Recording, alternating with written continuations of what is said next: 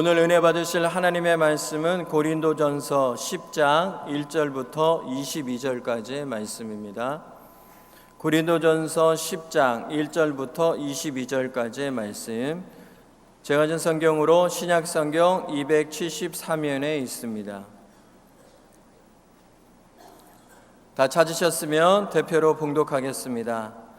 형제들아, 나는 너희가 알지 못하기를 원하지 아니하노니 우리 조상들이 다 구름 아래 있고 바다 가운데로 지나며 모세에게 속하여 다 구름과 바다에서 침례를 받고 다 같은 신령한 음식을 먹으며 다 같은 신령한 음료를 마셨으니 이는 그들을 따르는 신령한 반석으로부터 마셨음에 그 반석은 곧 그리스도시라. 그러나 그들의 다수를 하나님이 기뻐하지 아니하셨으므로 그들이 광야에서 멸망을 받았느니라. 이러한 일은 우리의 본보기가 되어 우리로 하여금 그들이 악을 즐겨한 것 같이 즐겨하는 자가 되지 않게 하려 함이니, 그들 가운데 어떤 사람들과 같이 너희는 우상 숭배하는 자가 되지 말라. 기록된 바 백성이 앉아서 먹고 마시며 일어나서 뛰는 다음과 같으니라. 그들 중에 어떤 사람들이 음행하다가 하루에 23,000명이 죽었나니 우리는 그들과 같이 음행하지 말자. 그들 가운데 어떤 사람들이 주를 시험하다가 뱀에게 멸망하였나니 우리는 그들과 같이 시험하지 말자. 그들 가운데 어떤 사람들이 원망하다가 멸망시키는 자에게 멸망하였나니 너희는 그들과 같이 원망하지 말라. 그들에게 일어난 이런 일은 본보기가 되고 또한 말세를 만난 우리를 깨우치기 위하여 기록되었느니라. 그런즉 선줄로 생각하는 자는 넘어질까 조심하라. 사람이 감당할 시험 밖에는 너희가 당한 것이 없나니 오직 하나님은 미쁘사 너희가 감당하지 못할 시험 당함을 허락하지 아니하시고 시험 당할 즈음에 또한 피할 길을 내사 너희로 능히 감당하게 하시느니라. 그런즉 내 사랑하는 자들아, 우상 숭배하는 일을 피하라. 나는 지혜 있는 자들에게 말함과 같이 하노니 너희는 내가 이르는 말을 스스로 판단하라. 우리가 축복하는 바 축복의 자는 그리스도의 피에 참여함이 아니며 우리가 떼는 떡은 그리스도의 몸에 참여함이 아니냐. 떡이 하나요 많은 우리가 한 몸이니 이는 우리가 다 한 떡에 참여함이라. 육신을 따라 난 이스라엘을 보라. 제물을 먹는 자들이 제단에 참여하는 자들이 아니냐. 그런즉 내가 무엇을 말하느냐. 우상의 제물은 무엇이며 우상은 무엇이냐. 무릇 이방인이 제시하는 것은 귀신에게 하는 것이요 하나님께 제사하는 것이 아니니 나는 너희가 귀신과 교제하는 자가 되기를 원하지 아니하노라. 너희가 주의 잔과 귀신의 잔을 겸하여 마시지 못하고 주의 식탁과 귀신의 식탁에 겸하여 참여하지 못하리라. 그러면 우리가 주를 노려워하시게 하겠느냐. 우리가 주보다 강한 자냐. 아멘. 오늘 우상 숭배를 하는 일을 피하라, 이런 제목으로 하나님 말씀 나누고 우리 기도합시다. 성도 여러분, 신구약 66권 성경 말씀을 대면하는 성도의 올바른 태도와 반응은 모든 말씀을 나를 위한 하나님의 말씀으로 받아들이는 겁니다. 단지 역사적인 지식으로 접하는 성경 말씀은 한 번, 두 번 듣고 나면 다 아는 말씀, 전혀 새로울 게 없는 뻔한 말씀이라서 지루한 거예요. 여러분, 교회 학교에 어릴 때부터 다닌 이 학생들은 어느 시점이 되면, 얘가 뭐 초등학교 때 유치원 때 다녔다 그러면 뭐 중학생쯤 되면 웬만한 성경 얘기를 많이 잘 알게 됩니다. 아브라함, 뭐 이삭, 야곱 다 알아요. 할 수 있거든요. 무슨 말이야? 다 알아요. 그래서 만약에 그 모든 말씀을 계속 지식으로만 배웠다 그러면 모든 게 이제 재미가 없는 지루한 말씀이 되고 마는 겁니다. 그래서 재미가 없다 이거예요. 그런 까닭에 이 성경 말씀은 성령님의 역사하심 속에서 살아있는 말씀으로 경험되어야 할 줄 믿습니다. 살아있는 말씀은 뭐냐? 지금 여기에서 나에게 주어지는 말씀. 아멘. 살아있는 건 뭐냐? 나하고 관계가 있다는 거예요. 내 마음의 삶의 빛과 생명을 촉발시키는 말씀이 되어야 한다는 겁니다. 우리는 성경을 통해서 성경 인물들과 사건들의 선한 도전을 받아야 하는 겁니다. 예컨대 우리는 모세의 충성, 다윗의 용기, 다니엘의 헌신, 욥의 인내, 이런 거를 그들에게 주어졌던 그 상황과 말씀을 통해서 배워야 하는 겁니다. 내게 적용을 하는 거예요. 모세가 그랬듯이 나도 그렇게 해야지. 그게 이제 살아있는 말씀이고, 근데 꼭 훌륭한 인물과 모범적인 사건들만이 우리에게 유익을 주는 게 아니고 성경 속에는 안타깝고 불행하고 여러 가지 끔찍한 내용도 많이 나오는데 그거 역시 우리에게 반면 교사가 되어야 하는 겁니다. 사도 바울은 고린도전서 본문에서 2번이나 이렇게 말씀하고 있습니다.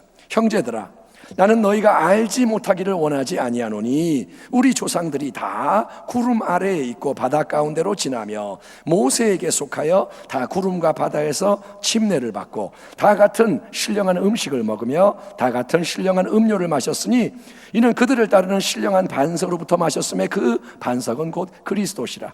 그러나 그들의 다수를 하나님이 기뻐하지 아니하셨으므로 그들이 광야에서 멸망을 받았느니라. 이러한 일은 우리의 본보기가 되어 우리로 하여금 그들이 악을 즐겨 행한 것 같이 즐겨하는 자가 되지 않게 하려 함이니, 또 뭐라냐, 그들에게 일어난 이런 일은 본보기가 되고 또한 말세를 만난 우리를 깨우치기 위하여 기록되었느니라. 그런즉 선줄로 생각하는 자는 넘어질까 조심하라. 사도 바울은 말세를 만난 우리라는 표현을 통해서 이미 2000년 전 당시에 종말의 신앙, 깨어있는 재림 신앙을 강조하고 있고, 그게 신약성경의 기본적인 메시지입니다. 너희는 깨어있어라. 예수님 오심을 준비해라. 선줄로 생각하는 자, 그러니까 내가 이 정도면 잘 믿고 있고 잘하고 있다, 나는 안전하고 충분하다, 아무 문제 없다라고 생각하는 자는 넘어지지 않도록 조심해라. 바울은 신앙의 안일과 방심, 교만한 착각과 기만, 자기 만족을 경계하고 있는 겁니다. 그러면서 특별히 제시되는 구약의 설례, 우리가 본보기로 삼고 거울로 삼아야 하는 이야기가 뭐냐? 구약 선민 이스라엘 백성의 비극이라고 말합니다. 지난주에도 말씀 나눴지만 이스라엘 백성은 하나님의 은총 아래 노예의 땅에서 해방이 되었고 그들은 여러 가지 놀라운 기적을 체험을 했습니다. 그들은 10가지 재앙으로 하나님의 권능의 손이 온 애굽 땅을 치고 임하는 걸 봤습니다. 하나님 살아계시구나. 하나님은 우상이 아니라 살아계시구나. 기적 중에 기적은 또 뭐냐? 홍해에서 일어난 기적이죠. 홍해가 쫙 갈라지는 위대한 기적. 이를 바울은 구름 아래서 바다 가운데로 지나감으로 침례를 받았다, 이런 말로 표현을 합니다. 또 백성으로 택한 이스라엘에게 하나님은 어떻게 하느냐? 광야에서 신령한 음식, 하늘의 만나로 배불리 먹이시고 신령한 음료, 예수님이 영원한 반석 되셔서 공급해 주시는 기적의 생수를 마시게 하시는 등 광야에서의 매일매일은 하나님의 은혜가 아니면 살아갈 수가 없는 은총의 시간인 거예요. 애굽을 나와서 광야에서 매일 은혜가 임하는 거예요. 아멘. 매일 구름 기둥을 보고 매일 불 기둥을 보고 매일 만나가 임하고 매일매일 은혜.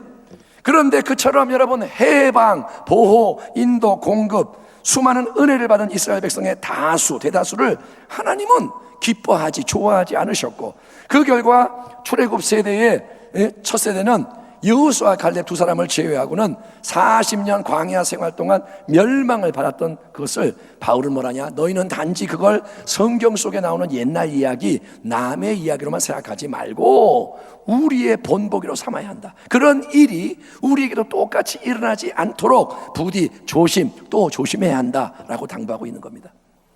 고린도 교회는 사도 바울이 1년 반의 복음 사역을 통해 세운 활력이 넘치는 교회였습니다. 그 교회는 특별히 성령의 은사들과 열정이 넘쳐났던 것으로 보입니다. 고린도전서 후서를 쫙 읽어보면 그 교회는 대단한 교회인 거예요. 그러나 여러분, 뜨겁고 활동적인 교회는 완전한 교회냐? 그렇지 않았습니다. 고린도 교회에서 사도 바울이 떠난 후에 전해진 소식 속에는 여러 가지 문제와 위기가 감지됐고, 그래서 누가 이렇게 사람을 보내서 얘기해주고 편지가 오고, 그래서 부랴부랴 여러 가지 가르침과 처방을 적어서 보낸 편지가 바로 고린도전서인데, 본문에서 우리는 고린도 교회 성도들 사이에 벌어지고 있는 여러 영적인 문제가 오래전 이스라엘 백성이 실수하고 실패했던 문제와 똑같은 것임을 보게 되는 겁니다. 신앙의 지혜는 그랬구나, 이스라엘 백성 문제가 고린도 교회 상황에 똑같이 나타났구나, 여기서 끝나는 게 아니라 신앙의 지혜는 우리도 그것을 수천 년이 지난 지금 여기에 우리의 삶에서 우리의 본보기와 거울로 삼아야 할 줄 믿습니다. 오늘 여러분이 듣는 이 말씀은 누구에 대한 말씀이냐? 우리에 대한 말씀인 거예요. 하나님은 지금 성경을 통해서 우리에게 우리의 문제를 말해주는 겁니다. 다시 한번 이 말씀을 열린 마음의 귀로 한번 들어보세요. 바울이 뭐라냐? 이러한 일은 우리의 본보기가 되어 우리로 하여금 그들이 악을 즐겨 행한 것 같이 즐겨하는 자가 되지 않게 하려 함이니, 그들에게 일어난 이런 일은 본보기가 되고 또한 말세를 만난 우리를 깨우치기 위하여 기록되었느니라. 그런즉 선줄로 생각하는 자는 넘어질까 조심하라. 아멘. 오늘 이 시간 신앙이 아니라고 나는 괜찮지 하는 사람은 넘어지지 않도록 조심하길 바랍니다. 그렇다면 바울이 이스라엘 백성의 경험을 통해서 고린도 교인들과 우리에게 동일하게 경계하는 죄악은 구체적으로 뭘까요? 어떤 잘못과 범죄가 하나님 백성의 삶에서 빈번하게 특징적으로 자행이 되고 그 결과 하나님의 심판과 멸망이 임하게 되는 걸까요? 사도 바울의 말씀은 본문에서 이렇게 이어집니다. 7절 이하를 보면, 그들 가운데 어떤 사람들과 같이 너희는 우상 숭배하는 자가 되지 말라. 기록된 바 백성이 앉아서 먹고 마시며 일어나서 뛰논다 함과 같으니라. 그들 중에 어떤 사람들이 음행하다가 하루에 23,000명이 죽었나니 우리는 그들과 같이 음행하지 말자. 그들 가운데 어떤 사람들이 주를 시험하다가 뱀에게 멸망하였나니 우리는 그들과 같이 시험하지 말자. 그들 가운데 어떤 사람들이 원망하다가 멸망시키는 자에게 멸망하였나니 너희는 그들과 같이 원망하지 말라. 그러니까 바울이 광야 이스라엘 이야기를 통해 경고하고 있는 네 가지 큰 죄악은, 첫째, 우상숭배. 한번 따라합시다. 우상숭배. 둘째는 뭐냐? 음행. 따라합니다. 음행은 도덕적인, 성적인 부도덕. 세 번째 따라합니다. 하나님 시험하는 거. 크게 합니다. 하나님을 시험하지 말자. 그리고 네 번째는 뭐냐? 고질적인 원망과 불평. 따라합니다. 원망, 불평. 바울이 지금 네 가지를 딱 제시하는 게 뭐냐? 우상숭배, 음행, 하나님 시험하는 거, 원망, 불평 하지 마라, 이렇게 말하는 거예요. 하나님은 여러분, 우리가 한 번, 두 번 어떤 잘못과 실수를 했다고 그 즉시 심판하며 멸하시는 하나님이 아니고, 하나님은 참으로 좋으신 사랑과 인자와 자비와 긍휼이 풍성하신 하나님이심을 감수하기 바랍니다. 다윗이 말합니다. 내 영혼아 야훼를 송축하라. 내 속에 있는 것들아 다 그의 거룩한 이름을 송축하라. 내 영혼아 야훼를 송축하며 그의 모든 은택을 잊지 말지어다. 그러면서 하는 말이, 야훼는, 하나님은 긍휼이 많으시고 은혜로우시며 노하기를 더디하시고 인자하심이 풍부하시로다. 자주 경책하지 아니하시며 노를 영원히 품지 아니하시로다. 우리의 죄를 따라 우리를 처벌하지는 아니하시며 우리의 죄악을 따라 우리에게 그대로 갚지는 아니하셨으니 이는 하늘이 땅에서 높음같이 그를 경외하는 자에게 그의 인자하심이 크심이로다. 동이 서에서 먼 것 같이 우리의 죄가를 우리에게서 멀리 옮기셨으며 아버지가 자식을 긍휼히 여김같이 야훼께서는 자기를 경외하는 자를 긍휼히 여기시나니 이는 그가 우리의 체질을 아시며 우리가 단지 먼지뿐임을 기억하심이로다. 아멘. 아멘. 만약에 여러분, 하나님이 우리가 한두 번 범죄하고 넘어질 때마다 가차없이 처단, 심판, 멸하신다면, 하나님이 한 번만 실수하면 쳐버린다면 과연 살아남을 수 있는 인생이 어디 있겠습니까? 성경에 나오는 하나님의 위대한 사람들, 아브라함, 모세, 다윗, 베드로, 바울, 그들 모두의 삶에도 잘못하고 악을 행한 순간이 있었으니 하나님이 만약에 용서하지 않으시고 즉시 공의의 잣대만을 들이대셨다면, 너 이거 잘못했구나, 너 또 넘어졌지, 그러면 성경의 위대한 역사는 진행되지 않았고 하나님의 선하신 뜻은 이루어질 수 없었을 겁니다. 아니요, 여러분, 우리 하나님은 오래 참으신, 아멘. 지금도 참고 계시는, 이 땅을 바라보시며 참고 계시고 교회들을 보면서 지금도 참고 계시는, 즐겨 용서하시는 하나님이신 것을 믿으시기 바랍니다. 하나님의 마음은 뭐냐? 용서하고 회복시키기 원하세요. 하나님은 우리 인생의 연약함은 받아주시며 부족함을 용서해 주십니다. 이는 하늘이 땅에서 높음같이 그를 경외하는 자에게 그의 인자하심이 크심이로다. 아멘. 하나님은 인자와 자비를 베풀고 연약한 것, 부족한 것 받아주세요. 계속 받아주세요. 오냐 받아주세요. 그러나 연약하고 부족한 것과 전혀 다른 문제는 완악하고 강팍한 거예요. 하나님은 목이 곧은 완악함, 강팍함, 그거는 용납하지 않으시고 반드시 심판하십니다. 그러니까 연약하고 부족해서 원치 않지만 똑바로 보고 싶고 똑바로 가고 싶고 주님 사랑하고 주님 경외한다고 하는데 어쩔 수 없이 넘어지는 것하고 악을 좋아해서 반복적으로 습관적으로 즐겨 행하며 그거를 떠나지 않는 것은 천지 차이고, 그거를 하나님은 정확하게 구별하신다는 거예요. 아멘. 하나님은 이 시간 우리를 보고 계시고 하나님은 구별하세요. 이거는 연약한 자구나, 내가 불쌍히 여기노라. 이거는 완악하구나, 이거는 위험하다. 하나님은 구별하시는 거예요. 우리의 눈과 하나님의 눈이 다를 수 있어요. 어떤 사람은 우리가 볼 때 너무나 악한 사람 같은데 하나님은 그 사람이 연약하다 그러세요. 근데 어떤 사람은 되게 연약하고 착해 보이는데 하나님 뭐라냐, 이 놈은 강팍하구나, 하나님 그럴 수도 있다는 거예요. 우리의 눈과 하나님 눈이 달라요. 이스라엘 백성은 광야에서 즐겨 악을 행했다는 게 문제입니다. 여러분, 원망 불평은 우리에게 사소하게 여겨지는 죄잖아요. 원망 불평 하잖아요. 그러나 고질적으로 계속 원망 불평한 결과가 뭐냐? 하나님 백성이 감사하지 않고 매일 만나를 먹고 구름 기둥 불 기둥 가운데 살아가면서도 찬송하지 않고 눈앞에 문제가 올 때마다 수시로 하나님과 주의 종 모세를 향해 원망 불평하기를 멈추지 않았을 때 이스라엘 백성 지긋지긋하게 원망합니다. 하나님께 감사를 잠깐 하고 계속 원망. 그럴 때 그들은 멸망시키는 자에 의해 멸망당하는 비극을 자초하고 말았기 때문에 우리는 여러분 항상 입조심 말조심, 삶 전체를 거룩하게 변화시켜 나갈 줄 믿습니다. 이제 마지막 때는 신앙이 뭐냐? 열매예요. 하나님은 껍데기 안 봐요. 이파리 안 봐요. 예? 종교의 형식을 보는 게 아니에요. 내가 몇 년 믿었는지, 내가 뭐 헌금을 얼마 했는지, 하나님 그런 게 보는 게 아니라 하나님은 마음으로부터 나오는 열매를 보는 줄 믿습니다. 특별히 본문에서 사도 바울이 주목하고 있고 우리가 더 깊이 고찰해야 하는 중요한 사안은 다름 아닌 우상 숭배의 문제입니다. 금송아지 숭배한 이스라엘에 대해서 지난주에 말씀을 나눴죠. 그 내용이 오늘 다음과 같은 본문 말씀을 통해서 더 심화되는 면이 있는 겁니다. 사도 바울이 이렇게 말씀합니다. 14절 이하, 그런즉 내 사랑하는 자들아, 우상 숭배하는 일을 피하라.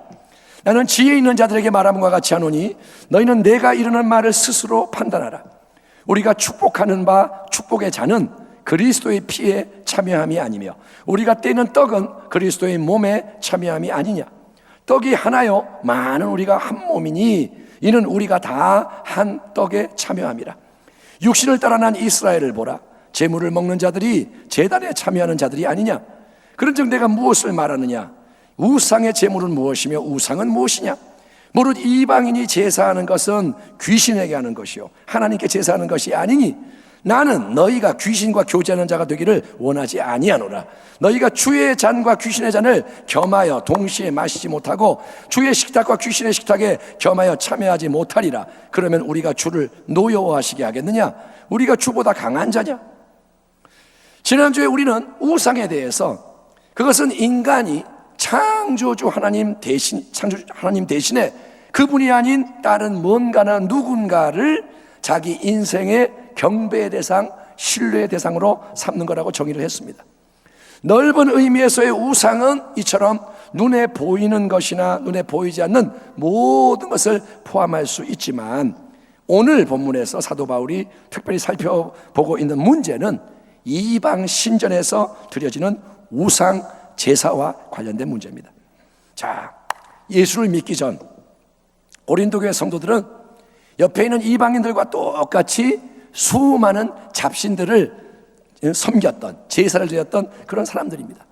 여러분, 그리스 로마 신화 보면 주피터, 뭐 제우스 이제 같은 거예요. 그게 로마식으로 제우스, 주피터고 헬라식으로 제우스고.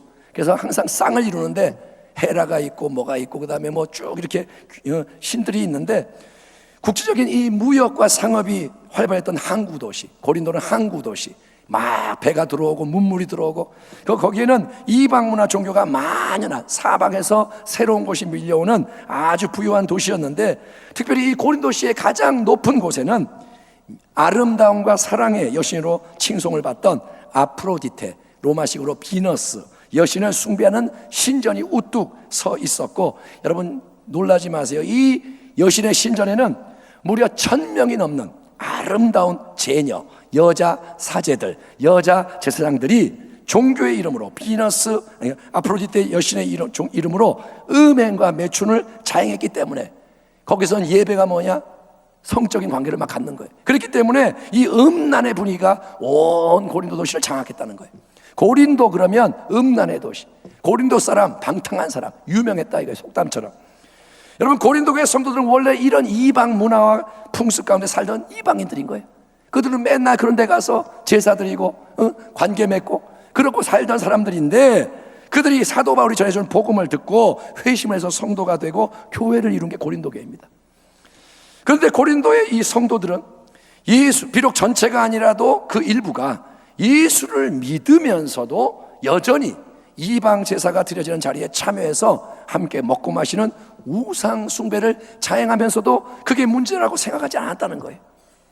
고린도에서 일어난 이방 종교 제사의 의식은 굉장히 흥미롭지만, 더 많은 말씀을 나누면 재미는 있겠지만, 이런 우리의 본보기가 되어 우리로 하여금 그들이 악을 즐겨 한 것 같이 즐겨 하는 자가 되지 않게 하려 함이니, 그러므로 우리에게 더 필요하고 중요한 것은 바로 우리의 현재 상황에서 이 우상 제사의 문제를 살펴보는 겁니다. 자, 이제 추석 명절이 다가오는데, 그러면 조상에게 차례를 지내는 일이 민족의 전통 미풍양속의 이름으로 전국에서 행해집니다. 구정 때, 추석 때 온 나라 제사를 드려요. 이에 대해서 우리 기독교인들은 어떤 입장을 취해야 하고 어떻게 행해야 할까요? 일단은 우리는 조상에 대한 제사가 조상을 공경하는 우리나라의 아름다운 복된 전통이다, 이런 주장. 뭐라 그러냐? 우리나라의 미풍양속이 제사 드리는 건데, 조상을 섬기는 건데, 기독교는 우리나라에 들어온 지가 100년 조금 넘지 않았냐, 얼마 안 됐는데 그런 외국의 종교가 우리 미풍양속을 훼손한다, 이런 주장에 대해서 우리는 세 가지 잘못된 점을 분명히 지적을 해야 됩니다. 여러분은 오늘 이 말씀을 통해서 제사가 뭐가 문제가 되는지를 분명히 알기 바랍니다. 첫째, 뭐가 문제냐? 제사는 우리나라의 고유한 전통이 아니라 중국의 관습이 들어와서 대중화된 거예요. 제사는 원래 중국 겁니다. 제사 제도를 처음 시작한 사람은 중국 사람 주공이라고 알려져 있습니다. 주공이 제사를 드렸어요, 조상을 위해서. 그게 고려 말에 성리학의 도입과 함께 이 땅에 들어와서 조선 초기에 널리 퍼져 뿌리를 내린 겁니다. 그전에는 제사를 안 드렸는데 주공의 제사가 성리학과 들어와서 조선의 어떤 풍습이 되므로 뿌리를 내려서 제사를 드린 게 흘러오는 거예요. 그러므로 제사는 우리 민족의 고유한 문화라기보다는 중국에서 건너온 외국 문화가 뿌리를 내린 것이기 때문에 우리의 고유한 전통이라는 말은 상대적인 진리를 지금 절대화하는 거예요. 여러분, 전통은 바뀔 수가 있는 거예요. 기독교도 우리에게 들어왔어요. 아멘. 그래서 전통이 되는 거예요. 여러분, 조선시대의 사람이라면 다 한복 입고 다닐 텐데 지금 여러분은 한복 별로 안 입잖아요. 다 양복 입고 반바지 입고.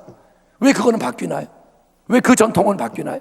그러니까 전통은 바뀔 수가 있고 복음 앞에서는 바뀌어야 하는 겁니다. 아멘. 복음이 진리인데 복음과 안 맞는 거는 바뀌어야 되는 거예요. 아멘.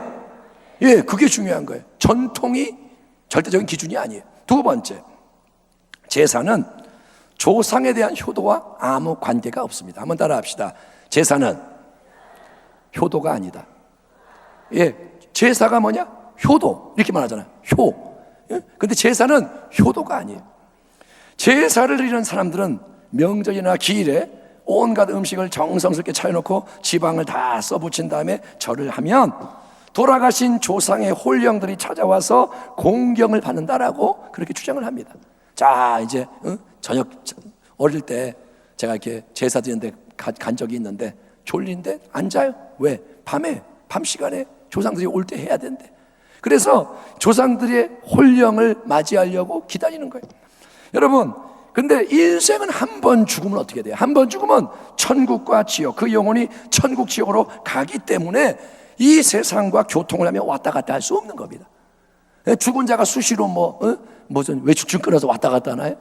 죽은 자가 하나님 좀 가서 놀다 올게요, 이 땅에 왔다 가요? 아니요. 여러분, 제사 드리는 자리에 찾아오는 게 있다면 그거는 죽은 조상의 홀령이 아니라 바로 어둠의 악한 영인 귀신들이 오는 거예요. 그게 영적인 진리입니다. 조상 신이 오는 게 아니라 조상의 모습으로 변장한 귀신들. 영안이 열려서 만약에 본다면 조상의 모습일 수 있어요. 할아버지 모습일 수 있어요. 목소리가 할아버지 할머니 목소리로 말할 수도 있어요. 근데 그거는 조상이 오는 게 아니라 귀신들이 장난치는 거고, 그래서 그 귀신들이 영적으로 수많은 사람들이 머리를 숙이고 경배하는 그 자리에 와서 경배를 받으면서 그 위에 군림하는 거예요. 합법적으로 그들에게 경배를 드리면서 그들이 지배하게 만드는 게 그게 제사 드리는 겁니다. 그러므로 이걸 분명히 아십시오. 제사는 효도가 아니라 무서운 우상 숭배. 제사는 효도가 아닙니다. 천주교에서는 제사를, 조상을 공경하는 우리나라의 좋은 고유한 효문화로 인정하기 때문에 사람들은 편하게 믿기 위해서, 제사의 갈등을 없애기 위해서 천주교를 선호하기도 하지만, 믿으려면 그럼 개신교 말고 천주교를 믿겠다. 왜? 제사를 허락하니까. 하지만 그거는 명백히 성경의 진리와 위배되는 타협이고 불순종인 거예요. 그거는 타협입니다. 그거는 혼합주의입니다. 사도 바울은 뭐라느냐? 우상 자체는 아무것도 아니다. 우상에게 바쳐진 고기를 시장에서 누가 판매하더라도 그걸 아무 가리낌 없이 사 먹을 수 있다. 그 당시에 고기는 어디서 나오느냐? 저기 신전에서 제사 드리고 고기가 팔리는 거예요. 고린도 시장에 가면 제사 드린 고기가 나와서 그거 사 먹는 거예요. 근데 바울 뭐라 하냐? 그런 고기를 시장에서 먹을 수 있다. 사 먹을 수 있다. 또 남의 집에 초대받아 식사할 때 혹시 음식이 우상에 바쳐진 고기로 요리한 거예요? 뭐 이런 거 따질 필요 없이 감사하게 믿음으로 먹으면 아무 문제가 없다, 이렇게 가르치는 거예요. 아멘. 이게 뭐냐? 믿음의 자유라는 거예요. 귀신 그럴 필요 없어요. 우상은 힘이 없어요. 그러나 우상의 제사 자리에 참여해서 절을 하며 함께 먹고 마시는 교제의 행위는 문제가 없는 게 아니라 아주 심각한 문제라는 것을 바울이 동시에 강조를 합니다. 뭐라 하냐? 무릇 이방인이 제사하는 것은 귀신에게 하는 것이요 하나님께 하는 것이 아니니 나는 너희가 귀신과 교제하는 자가 되기를 원하지 아니하노라. 너희가 주의 잔과 귀신의 잔을 겸하여 동시에 마시지 못하고 주의 식탁과 귀신의 식탁에 겸하여 참여하지 못하니라. 그러므로 아무리 미풍양속, 효도, 인간의 도리 이런 걸로 포장을 하더라도, 요즘 동성애를 인권이라고 포장을 하듯이 제사를 미풍양속으로 포장을 하더라도 결국은 우상 숭배로 귀결되는 제사는 인정될 수가 없고 허용될 수 없는 것입니다. 기독교의 효도는 죽은 조상에 대한 효도가 아니라 살아계신 부모님, 아멘, 또 살아계신 어르신들, 아멘. 그러니까 이 자리에 우리 권사님들, 나이 드신 분들 계시다면 내 부모도 그렇고 어르신도 그렇고 살아계실 때 잘해드리라는 거예요. 아멘. 살아계실 때 잘해드리고 예수 믿게 하고, 아멘. 그게 효도지 죽은 다음에 뭐 써붙이고 절한다고 효도하는 게 아니라는 거예요. 여러분 분명히 여러분이 그걸 구별하기 바랍니다. 마지막 세 번째로, 후손들이 제사를 드리는 중요한 이유 중에 하나는 뭐냐? 제사를 잘 드리면, 돌아가신 조상을 공경하면 조상이 베푸는 복을 받는다, 이렇게 믿는 거예요. 조상이 은총을 내려주고 비를 내려주고 보호해주고 액땜하게 하고, 그렇게 믿는 거예요. 하지만 여러분, 인생의 복은 조상이 주는 게 아니라 하나님이 주시는 줄 믿습니다. 하나님을 아셔야 돼요. 모든 시대를 통틀어서 생사화복, 흥망성쇠를 주관하시는 절대주권자입니다. 인간이 태어나고 죽고 복을 받고 화를 입고 이 모든 것은 그냥 이루어지는 게 아니라 하나님 전능자가 그걸 주관하시는 것. 근데 여러분, 제사는 뭐냐? 하나님이 아니라 귀신을 공경하는 거예요. 하나님 살아계시는데, 절대주권자가, 생사화복의 주관자가 계시는데 그분을 무시하고 귀신을 공경하는 거기 때문에 귀신을 인정하며 섬기는 만큼 오히려 도둑질하고 죽이고 멸망시키는 파괴적인 역사가 더해지는 거예요. 도둑을 불러오니까 도둑질 당하는 거예요. 악한 걸 불러오니까 악한 역사가 일어나는 거예요. 귀신이 뭘 주면 왜 주겠어요? 망하게 하려고 주는 거예요. 귀신이 물질을 줬다. 왜 줄까요? 물질 때문에 망하라고 주는 거예요. 망할 물질을 주는 거예요. 그러므로 여러분, 악한 걸 불러오면 악한 역사가 일어나고, 무엇보다 그거는 하나님의 준엄한 심판을 가져오기 때문에 무서운 겁니다. 하나님이 우리를 대적하시면 어떻게 하겠어요? 사도 바울이 말합니다. 그러면 우리가 주를 노여워하시게 하겠느냐? 우리가 주보다 강한 자냐? 우리가 하나님 화나게 만들고 하나님 심기 틀어지게 만들고 시기하게 만들면 우리가 감당할 수 있느냐? 우리가 하나님보다 더 세냐? 그 말이에요. 원수 갚는 것이 내게 있으니 내가 갚으리라 하시고 또다시 주께서 그의 백성을 심판하리라 말씀하신 것을 우리가 아노니 살아계신 하나님의 손에 빠져들어가는 것이 무서울진저. 하나님의 손이 은총의 손으로 함께할 때는 우리에게 축복이에요. 아멘. 하나님이 우리와 함께 하시되 우리를 사랑하셔서 함께 하시면 그것은 한량없는 은혜지만 하나님의 심판의 손에 빠져드는 것은 무서운 거라는 거예요. 아멘. 예, 똑같은 하나님의 손이지만 애굽 땅에 내려진 재앙의 손과 이스라엘을 보호하는 축복의 손은 다른 거예요. 여러분, 그러므로 우리는 몰라서 그런 건 어쩔 수가 없지만 이제 하나님의 분명한 말씀을 받았으므로 우상 숭배 제사에 대해서 다니엘의 세 친구 사드락, 메삭, 아벳노가 그랬던 것처럼 타협하지 말고 여러분 거부하기를 축원합니다. 제사 타협하면 안 돼요. 자, 온 가족이 예수를 믿기 때문에 제사가 문제가 안 되는 성도들은 그게 얼마나 큰 은혜요 축복인지를 깨닫고 진심으로 감사하길 바랍니다. 이번 명절 우리 가족이 모여서 찬양하고 예배드리고 그 가정은 감사해야 돼요. 믿는 가정에서 태어난 거, 믿는 가정에서 자라난 거, 신앙의 유산이 전수돼서 하나님만을 자유롭게 섬길 수 있다는 게 무엇보다 큰 감사의 제목인 거예요. 아멘. 그러나 아직 가족이나 친지가 예수를 안 믿기 때문에 명절이나 기일에 제사 드리는 집안이 있어요. 우리 성도 중에도 있을 거예요. 그런 집안에는 신앙을 지키는 게 어렵고 제사가 큰 문제가 되는 것을 목회자로서 안타깝게 생각합니다. 그런 성도들의 이야기는 안타깝죠. 여러분, 물론 성경의 정답과 명령은 어떤 핍박과 고난이 있어도 우상 숭배 제사에는 타협함이 없어야 한다. 우리는 이 땅과 부평과 또 대한민국과 온 세상 위에서 귀신을 섬기는 악한 역사가 끊어지도록 기도하며 싸워야 한다는 거예요. 아멘.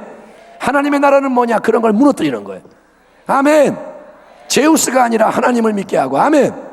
예, 부다가 아니라 하나님 예수님을 믿게 하고, 그게 기독교, 이게 하나님의 나라인 거예요. 그게 정답이에요. 그러나 그거를 제가 일방적으로 뭐라 하냐, 당신 그렇게 안 하면 저주받습니다, 이렇게 만약에 말하면 여러분, 우리의 결단과 힘과 노력으로는 그게 안 되기 때문에 당사자는 부담스러운 거예요. 두려운 거예요.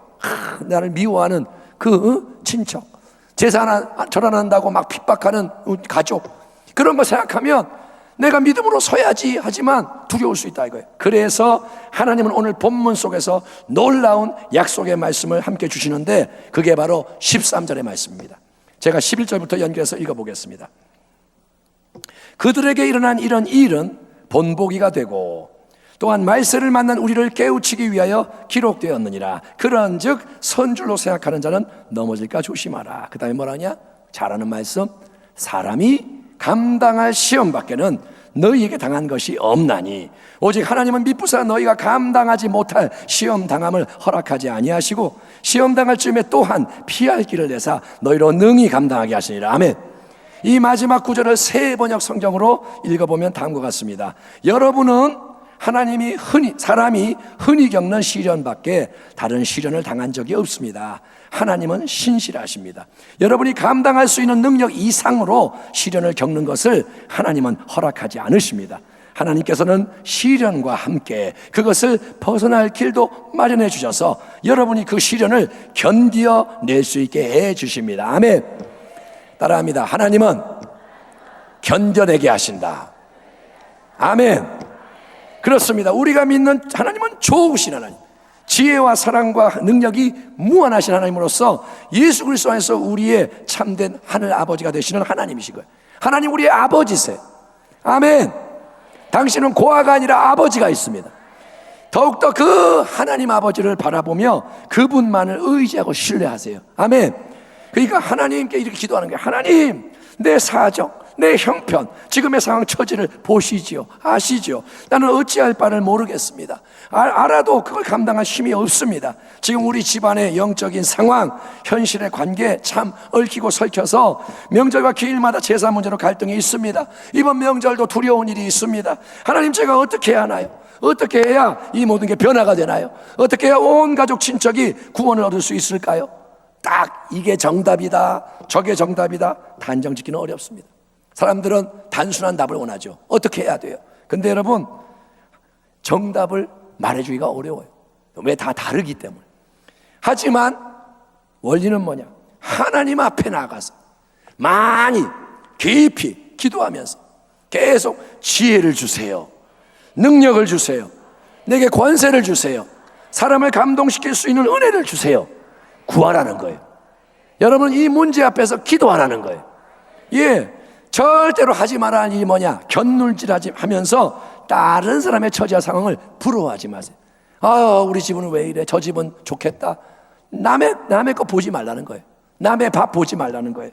그러면 하나님이 기뻐하지 않는 원망, 불평, 낙심, 좌절의 역사가 일어날 수 있는 거예요. 남을 보면 비교하게 되고 원망이 나오게 돼요. 사람이 감당할 시험밖에는 너에게 당한 것이 없나니 오직 하나님은 미쁘사 너희가 감당하지 못할 시험 당하면 허락하지 아니하시고 시험 당할 쯤에 또한 피할 길을 내사 너희로 능히 감당하게 하시느니라. 오늘 이 말씀을 지금 나에게 주시는 하나님의 말씀으로 붙잡으시기 바랍니다. 지금 선포되는 이 말씀을 그냥 듣고 지나가지 말고 아멘, 이 말씀을 붙잡고 하나님께 기도하며 지혜와 힘을 공급받고 인도함을 받으시면 좋겠습니다. 그러면 하나님은 살아계시기 때문에 반드시 피할 길을, 벗어날 길을, 빠져나올 길을 뿐만 아니라 모든 것을 결국 아름답게 합력하여 선이 되도록 바꿀 수 있는 길을 열어주신다는 거예요. 지금은 길이 안 보여요. 홍해 앞에서 길이 안 보여요. 여리고 앞에서 길이 안 보여요. 근데 하나님 기도하면 하나님은 지팡이를 내밀어라, 여리고성을 돌아라, 하나님은 말씀을 주신다는 거예요. 그래서 길을 열어주신다는 겁니다.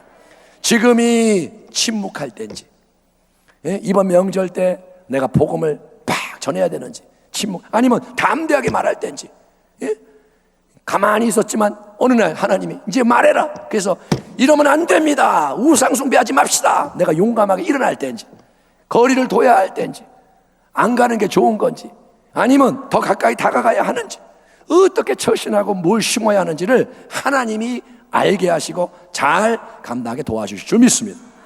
특별히 우리는 나라와 민족을 위해 계속 더 많이 기도해야 합니다. 우리가 한 주 동안 작정기도 했는데 그걸로 충분하게 기도했다고 생각하면 곤란해요. 한 주간 새벽에 저녁에 저는 2번 인도하면서 힘들었어요. 그런데 그걸로 기도를 그럼 다 했느냐? 아니요. 불이 붙고 계속 붙어야 되는 거예요. 기도는 우리가 하는 게 아니라 성령이 시키는 겁니다. 예, 명절 기간에도 영적으로 해이해지지 마시고, 야, 명절 기간 음식 먹고 또 영화 보고, 영화 볼 수 있어요. 예? 하지만 해이해지지 말라는 거예요. 여러분은 어떻게 하느냐? 매일 기도, 매일 말씀, 예? 매일 하나님 말씀을 읽으세요. 아멘. 명절이기 때문에 더 읽으세요.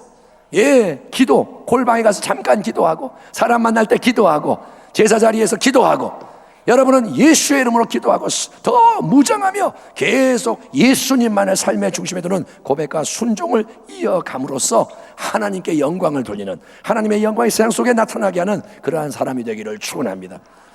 그런즉 너희가 먹든지 마시든지 무엇을 하든지 다 하나님의 영광을 위하여 하라. 유대인에게나 헬라인에게나 하나님의 교회나 거치는 자, 시험 들게 하는 자가 되지 말고 나와 같이 모든 일에 모든 사람을 기쁘게 하여 자신의 유익을 구하지 아니하고 많은 사람의 유익을 구하여 그들로 구원을 얻게 하라. 하나님 말씀에 따라 모든 우상을 멀리하고 모든 시험의 상황에서 승리하며 가족, 이웃, 더 많은 사람을 구원하고자 하는 사랑하는 주의 백성 여러분 모두에게 이제와 영원토록 예수님이 주시는 은혜와 평강과 지혜와 능력이 넘쳐나기를 축원합니다. 기도하겠습니다. 하나님 아버지 감사합니다. 오늘 우리는 우상 숭배 제사에 대한 하나님 말씀을 나누어 싸우니 아버지 문제의 핵심을 보게 하시고 상황을 깨닫게 하시고 지금 내가 어떻게 해야 할지를 주님 앞에 지혜를 구할 때 주님 인도하여 주시옵소서. 가정을 인도하여 주시고 관계를 인도하여 주시고 우리 교회를 인도하여 주시고 이 나라와 민족도 인도하여 주시옵소서. 예수님의 이름으로 감사하며 기도하옵나이다. 아멘.